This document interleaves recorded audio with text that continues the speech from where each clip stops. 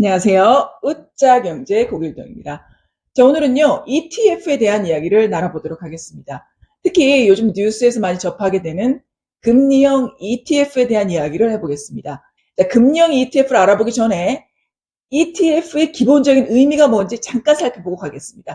자, ETF는 무슨 말이냐면 E는 exchange의 E고요. T는 trade하는, 교환하는 거죠. 거래하는 그 T고요. F는요, 펀드, 채권입니다.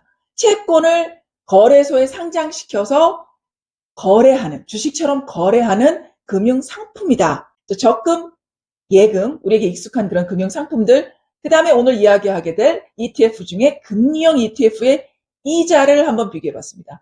적금보다는 이젠 이건 아시죠? 예금이 똑같은 이자율이라고 해도 예금 이자가 더 높다는 거, 실질 이자가, 그죠?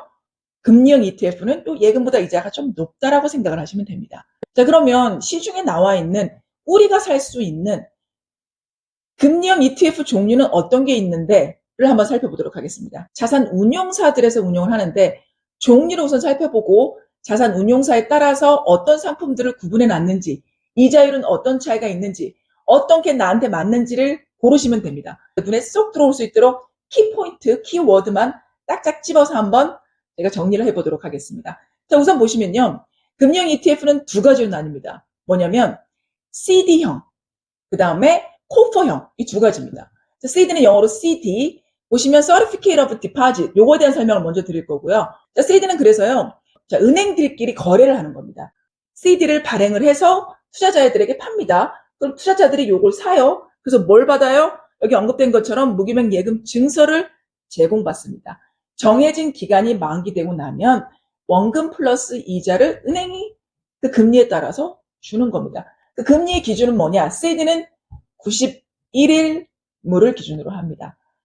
자, 코프는요, 보시는 것처럼요, 약자인데요, Korean Overnight Financing Repo Rate를 말하는 겁니다. 자, 그래서 코프가 뭘까? 자, 한국말로 옮겨볼게요. 무슨 말이냐면 한국형 무위험 지표금리다. 실거래를 기준으로 한 금융상품이다 했어요. 무슨 말인지 모르겠죠. 한국말인데 더 모르겠습니다. 한번 살펴볼게요. 제가 짧게 요점을 설명을 드렸어요. 밑에 보시면 기관들끼리 RP, 혹시 RP 영상 저희가 만들어 놓은 걸 보신 적 있으시다면 이제 RP 그럼 뭔지 알겠어. 담보가 있는 금융상품입니다. 자, 누가 해요? 기관들끼리 요 RP를 거래를 합니다. 그거를 가지고 와서 그 기준으로 금리를 정하는 겁니다. 요게 코퍼입니다. 자, 코퍼에 대한 이야기를 조금 더 설명드릴게요. 아까 말씀드린 것처럼 RP 거래 기준으로 한다고 그랬어요. 담보가 있다고 그랬습니다. 기준은 뭐다? 1일물. 그럼 담보로 돌아가서 통화증권이 뭔가 궁금하시죠? 통화증권은 뭐냐면 통화를 안정시키기 위해서 발행한 증권입니다. 통화량을 조절할 때 증권을 발행을 해서 요거를 안정시키는 겁니다. 그럼 이게 안전한 채권일까요? 불안전한 담보일까요? 안전한 담보겠죠. 정말 안전한 채권이다. 왜? 담보가 좋으니까. 또 요거를 이 금리 지표를 어디서 만드느냐? 한국예탁결제원에서 만듭니다. 자, 매일 아침 11시에 한국예탁결제원에서 요거를 공시를 하게 되어 있습니다. 궁금하신 분들은 들어가시면 바로 확인하실 수 있어요. 어떤 식으로 뜨냐면요. 요것도 제가 화면으로 띄워놓을게요. 요렇게 코포 금리가 뜹니다. 아까 CD 금리는 며칠 기준? 91일 기준입니다. 거래할 때 기준 금리를 계산하는 방식이라고 이해를 하셔야 됩니다. 자, 금융 ETF의 장점 한번 볼게요. 자, 우선은 기준금리, 우리나라 기준금리는 3.5%죠. 그 기준금리보다 약간 높은 금리를 준다. 대략 3% 중반대를 준다라고 이해를 하시면 됩니다. 자, 두 번째는 뭐냐면요. 자, 아까 코포트 제가 설명을 드린 것처럼 1복리로 계산을 합니다. 무슨 얘기냐면 예를 들어서 우리가 4%를 연이율을 준다 그러면 이걸 365일로 나눠가지고 하루를 계산해서 매일 이자를 계산해서 준다는 겁니다. 액수가 크지 않을 수는 있지만 복리의 마법은 절대 무시할 수가 없습니다. 그게 두 번째 가장 큰 장점이고요. 자, 거치 기간에 상관없이 이자를 지급한다. 아까 제가 잠깐 언급한 것처럼 만기가 돼야지 받는 게 아니라 해지를 해야 받는 게 아니라 1일씩 계산이 되는 코프 같은 경우 상관이 없습니다. 그죠? 거치 기간 상관없이 언제든지 내가 이자 지급을 받는다. 자, 세 번째는 자, 우리가 예금 같은 거, 정기 예금, 정기 적금 같은 것들 은행 가서 쓰실 때 가입 조건 여러 가지가 있죠. 금융 ETF는 모두에게 공평한 상품입니다. 그래서 이런 것들에 대한 제한이나 조건이 없습니다. 이거 장점이라고 할 수 있고요. 네 번째 뭐냐면 주식 거래처럼 하기 때문에 현금화가 쉽습니다. 내가 팔고 싶을 때 아무 때나 팔면 됩니다. 예금처럼 묶어둘 필요가 없고 원할 때 매매할 수 있다가 장점입니다. 단점을 보시면요. 자, 첫 번째는 이자 소득세가 있습니다. 15.4%죠. 저희가 예금을 들든 적금을 들든 어떤 금융상품이든 저희가 이자를 소득을 냈을 때는 그 소득세 15.4%를 내야 합니다. 근데 요것도 절세할 수 있어요. 단점이긴 하지만 요거로 보완할 수 있는 게 제가 지난번에 살펴봤던 ISA 계좌랄지 또 연금 계좌라고 알려져 있는 IRP 계좌에서 투자를 하실 때는 비과세 절세 혜택을 볼 수 있기 때문에 요걸 조금 더 오래 굴려서 중간에 내가 사고 팔면서 요 자산을 내가 한번 운영해 보고 싶다 하시는 분들은 요 ISA, IRP 계좌를 이용해 보시는 것도 좋습니다. 자, 두 번째 단점은 뭐냐면요. 주식 거래처럼 한다고 했죠. 그래서 현금이 내 계좌에 들어오려면 이틀이 걸립니다. 자, 주식도 그렇죠. 해보신 분들은 아시죠? 그게 단점이고요. 자, 세 번째는 원금 보장은 되지 않습니다. 하지만 아까 말씀드린 것처럼 자, 담보, 국채, 통환증권 같은 것들을 주기 때문에 신뢰도도 높고요. 또 은행들끼리 거래하는 거고 웬만해서는 문제될 게 없습니다. 그렇다 하더라도 원금은 보장되지 않으니까 단점일 수 있다라고 집어넣은 겁니다. 근데 제가 단서를 하나 걸어놨죠. 보시면 자, 마이너스 금리가 아닌 이상은 수익이 웬만하면 발생을 합니다. 금리가 인하된다고 하면 이제 올해 2024년도에 언젠가는 인하가 되겠죠. 그러면 내 수익이 조금 줄어들겠구나라고 생각을 하시면 되고 금리가 인상된다고 하면 내 수익률이 금리가 올라가니까 그죠? 수익률이 조금 올라가겠구나 정도로 이해를 하시면 됩니다. 그럼 우리나라가 마이너스 금리가 정책이 바뀔 확률이 있을까요? 거의 없다고 보는 게 맞습니다. 왜냐하면 지금 일본 같은 경우에도 마이너스 금리였던 것을 금리 인상을 시켜서 더 이상은 마이너스 금리가 아닙니다. 우리나라가 마이너스 금리 정책을 펼까요? 그런 확률은 거의 없다고 봅니다. 그래서 그렇게까지 극도의 걱정하실 필요는 없는 상품입니다. 그렇기 때문에 대다수의 많은 사람들이 이 뭉칫돈, 여유자금, 유동성 단기 자금을 이 금리형 ETF에 넣고 있는 겁니다. 자, 이해하시겠죠? 그럼 얼마나 많은 그런 자산 규모가 이 ETF에 몰려 있을까? 궁금해서 제가 한번 찾아봤거든요. 보시면 국내 자산운용사별 ETF 규모해서 보니까 제일 큰 두 자산운용사가 삼성하고 미래에셋이죠. 그 두 군데만 해도 100조가 넘습니다. 이제 2024년 2월 기준입니다. 자, 보시면 2월 기준으로 봤을 때는 ETF 순자산 총액이 126조. 지금도 늘어났겠죠. 3월 중순 말이 지나가니까요. 자, 이 중에서 금리형 ETF, 오늘 살펴보는 이 금리형 ETF는 총 ETF 규모에 얼마나 차지할까 봤더니 대략 한 20% 정도가 이 금리형 ETF에 몰려 있습니다. 24조 이상이었습니다. 2024년 2월 기준입니다. 자, 그래서 금리형 ETF를 쉽게 보는 방법. 저희 채널의 주 시청자 연령층이 35세에서 한 55세, 요 연령대들이 제일 많기 때문에 40대가 제일 많습니다. 복잡한 복잡한 지표나 이론을 심플리파이하는, 간단하게 심플하게 설명하는 게 저희 채널의 장점이죠. 화면에 띄워보겠습니다. 자, 운용사, 아까 언급드렸던 미래에셋이냐, 삼성자산운용이냐. 물론 다른 자산운용사들 있습니다만 뭐가 제일 좋은데 어디가 제일 큰데 하는 질문들을 제일 많이 하는 연령층이죠. 저희가. 그래서 나누는 겁니다. 보시면 두 가지. 자, 미래에셋은 타이거라는 이름을 붙입니다. 상품에. 삼성은요, 코덱스라는 이름을 붙입니다. 나는 그거 말고 아까 CD랑 코포라고 얘기한 것들 그게 궁금해. 나 이건 알고 있었어 하시는 분들, 자, 그 다음 팀 나갑니다. 한번 보시죠. 금리의 캐릭터, 금리의 성향에 따라서 이름을 붙여놓은 게 코포와 CD입니다.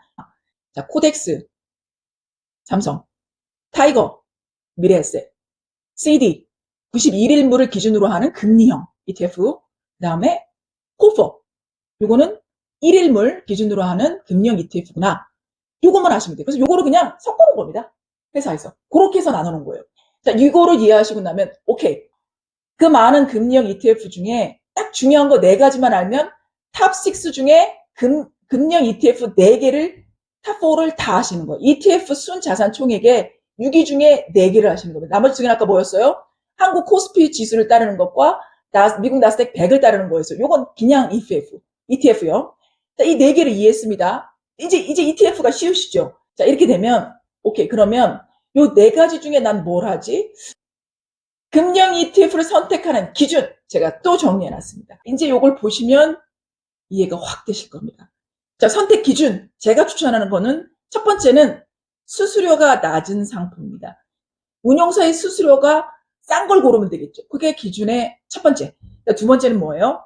주식처럼 거래할 수 있다고 했기 때문에 호가. 자, 주식을 거래해 보신 분들은 혹은 뭐 코인을 거래하신 분들은 아실 거예요. 호가, 등락률이 뭔지를 아실 겁니다. 그 호가 주가의 등락률이 적은 상품을 고르는 겁니다. 이게 무슨 말이냐면 이 호가가 촘촘해서 거래를 돼도 덜 위험하고 사고 파는데 좀 더 용이하다라고 이해를 하시면 돼요. 제가 코프 금리를 추정하는 ETF 요 표를 한번 띄워보도록 하겠습니다. 요거는 그냥 내가 숨은 그리 찾기처럼 요 복잡한 표에서 오케이 수수료가 제일 싼 게 뭔데 오케이 호가 등락률이 제일 낮은 게 뭔데 그걸 찾으면 됩니다. 한번 볼까요? 찾아보실 수 있을 겁니다. 아 타이거 미래에셋 거구나. 아 코프 금리 1일물이구나. 이해하시겠죠? 그 옆에 보시면 코덱스 코프 금리. 아 코덱스는 삼성 거구나. 그죠?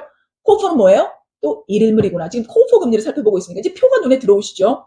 왼쪽에 구분해 놓은 걸 보니까 자 보시면은 총 보수가 나와 있고 실부담 비용이 나와 있죠. 별표 해놨고요. 또 밑에 보시면 한 호가당 주가 등락률이 나와 있습니다. 밑에 보시면 제일 좋은 게 코덱스 코프 금리 ETF가 0.004. 요거는 1000만 원을 했을 때 4만 원 내는구나 생각하시면 되겠죠. 퍼센트니까 이해하시죠?